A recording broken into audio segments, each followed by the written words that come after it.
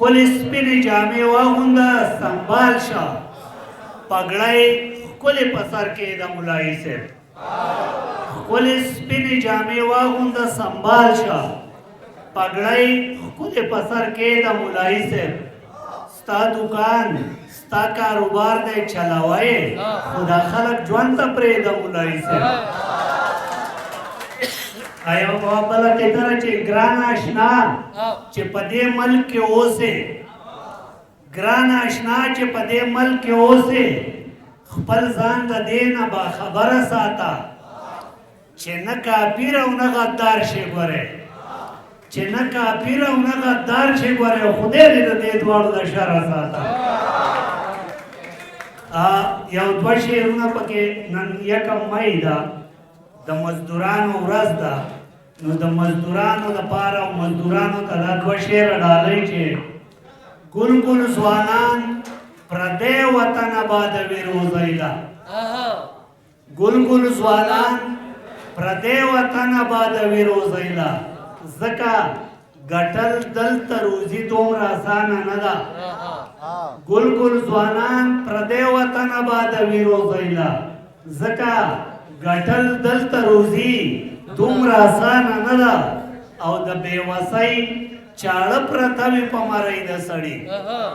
د بېوسۍ چاړه پرته وي په مرۍ د سړي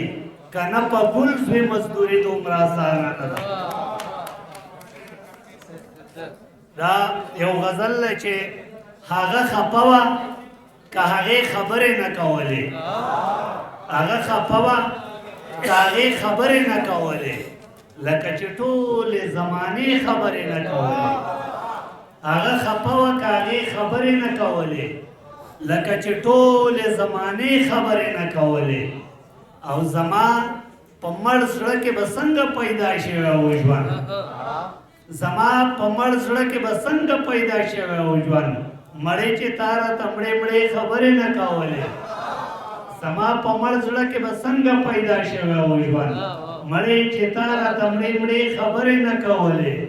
او مرغۍ به ځکه راتلې ما ته په اوبو کې ناستې مرغۍ به ځکه راتلې ما ته په اوبو کې ناستې چې ما د ډز او د پنجرې خبرې نه کولې مرغۍ به ځکه راتلې ما ته په اوبو کې ناستې چې ما د ډز او د پنجرې خبرې نه کولې او دومره وه ما به رښتیا وې نو خوند یې تریخ ځکه و دومره وه ما به رښتیا وې نو خوند یې تریخ ځکه و که نه نو ما ګورې ترخې خبرې نه کولې او ما وې زلمي دي شعر وپېژنې ودې لیکي ما وې زلمي دي شعر وپېژنې ودې لیکي ما تش ردیف د قافیې خبرې نه کولې ما وې زلمي دي شعر وپېژنې ودې لیکي ما تش ردیف او قافیې خبرې نه کولې او شعر دی چې تیارې د جهل خوړ زما جاهل ولس پرورو تیارې د جهل خوړ زما جاهل ولس پرورو ولس اوده و او تیارې خبرې نه کولې تیارې د جهل خوړ زما جاهل ولس پرورو ولس اوده و او تیارې خبرې نه کولې او منتره چې چا ځکه نه اورېدې قیس کړې د قلم او کتاب چا ځکه نه اورېدې قیس کړې د قلم او کتاب قیس د ټوپک او تماچې خبرې نه کولې